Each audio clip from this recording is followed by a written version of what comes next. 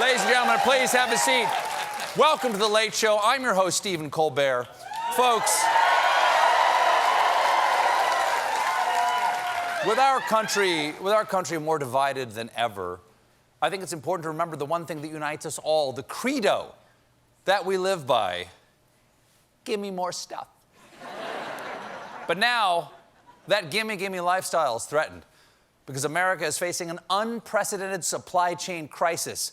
And I'll tell you all about it in my new segment, Cargo Unchained. We're in deep ship. Because of COVID lockdowns and labor shortages and a lack of shipping containers, everything you want is either not made yet, stuck on a boat, or waiting for a trucker who can't drive because the Gatorade bottle he needs to pee in is stuck on a boat or hasn't been made yet. And now, this is true, now global supply chain problems are leading to empty shelves at grocery stores. It's so bad that Whole Foods has had to change their name to Part Foods. Over on the frozen food aisle, there's a shortage of fish sticks, frozen meals, and Marie Callender's pot pies. This is a devastating blow to divorced dads. All right, kids, what else can dad make? Let's see here. What can I whip up with a Miller Lite and a tub of cornstarch, okay? Who's up for some lumpy beer pancakes? And folks, it's not just food, it's also drink. Because a global shortage of CO2 is having an effect on the supply of carbonated drinks. So get ready for this season's hot new beverage, Coke Flat, none of the fizz, all of the brown. There's also, is that a sponsor? Coke Flat? Still good. Still. There's also limited availability of Sour Patch Kids, Swedish Fish, and Toblerone. No, not Toblerone! What am I gonna buy at the duty-free shop to go with my gallon of Bombay Sapphire and my bucket of Paco Rabanne? And brace yourselves, ladies and gentlemen, because America is running low on Ben & Jerry's. I scream, you scream. We all scream, where's the ice cream? This is not a joke! Just, everyone calm down. Don't panic. It's gonna be okay. Ben & Jerry, our two ice cream zaddies, have promised the company will focus on producing its most popular flavors, which according to their website include fish food, Cherry Garcia, half-baked, and Americone Dream, baby. Boom! That's right. What's wrong? Come on, what are you laughing at? It's true. That's right, I'm popular. Take that, everyone I knew in middle school. But you might be in trouble if you prefer one of Ben & Jerry's less popular flavors, like chunks of real monkey, cherry Orbach, and inattentive hubby. We're also facing a wine shortage. No! Frozen food's fine. Candy, who needs it? But a wine shortage? Me and my book club are buying zip ties and storming the Capitol. One reason, who's with me? You don't seem entirely with me on that one, no. One reason there's no place to put the wine we do have is because of a glass bottle crunch. Incidentally, glass bottle crunch is also one of Ben & Jerry's least popular flavors.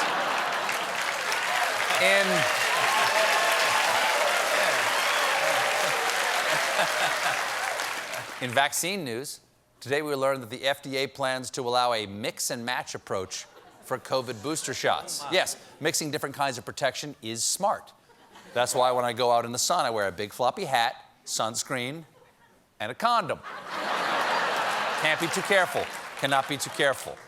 The government is careful to say they would not recommend one shot over another. They're like parents talking to their kids about college. Hey, pick whatever major makes you happy, as long as it's not poetry or Johnson & Johnson. And despite, what's going on with this tie? What's going on with this tie? Make sure.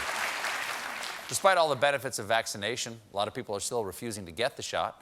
Like Washington State football coach and man who either has a very large head or a very tiny face, Nick Rolovich.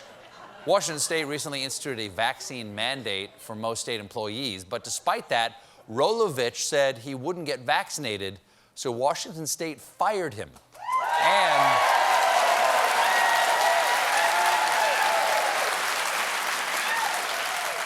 And because it's sports, they fired him out of a T-shirt cannon. There's also vax trouble for hockey player for the San Jose Sharks, Evander Kane, seen here skating into the corner of a coffee table. Yesterday, the National Hockey League suspended Kane after an investigation found that he submitted a forged vaccination card. How dare he threaten the lives of men who use giant sticks to slam each other at high speeds into walls with blades strapped to their feet. And this ain't a slap shot on the wrist. The league suspended Vander for 21 games. Okay, he's out. He can't, he's gone. 21 games. But keep in mind, he's a shark. If he stops moving, he'll die. Is all I know about hockey. Here's the most surprising part, though. The NHL does not have a vaccine mandate. What? Then why submit the forged card? Look, I know you don't require a drug test, but here's a cup of my cousin's urine. Okay. Anti-vaxxers might even affect holiday travel because the deadline for Biden's federal vaccine mandate is 1 month away. And so far, only about 60% of the TSA's workforce has been vaccinated. Why doesn't the TSA want to get vaccinated? They've got more exposure than anyone, especially to whatever you can catch from patting down America's ample front butts.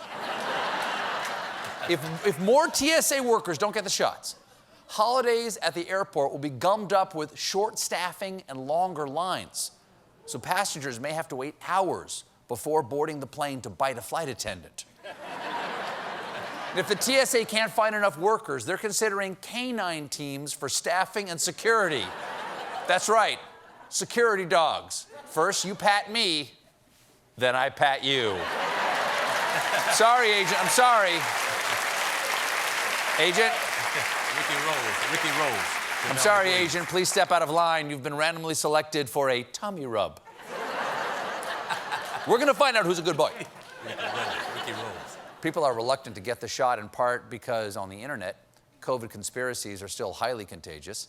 And we'll tell you the latest in tonight's Disinformation Station. I was made in a lab by Timothy Chalamet. Yeah, I'll believe it. Throughout the past 6 months, we've been racing to get kids vaccinated so they can be safe in school, but one private school in Florida is doing it backwards, saying that vaccinated students must stay home for 30 days to protect others. That's right. They're worried about the dangers of vaccinated kids while leaving the kids without shots in school. How do they do fire safety? Kids, if you catch fire, remember the 3 steps. Run, flame, and hug. The school's new policy... I don't know. Hey, I don't know. The school's new policy is based on the popular and stupid COVID conspiracy called shedding, where vaccinated people supposedly walk around crop dusting poison or some made-up thing. Which is why the school's announcement email repeated false claims that vaccinated people could pass on so-called harmful effects of the shot. Yeah, harmful effects. That's why I don't wear helmets. How dare you confine my brain to my skull? The school's leadership doubled down on not knowing what they were talking about, saying the school is not opining as to whether unexplained phenomena have a basis in fact. However, we prefer to err on the side of caution. Yes, facts have no place in school. So, kids, get ready for Sex Ed 101, how to put a condom on the stork before it delivers your baby.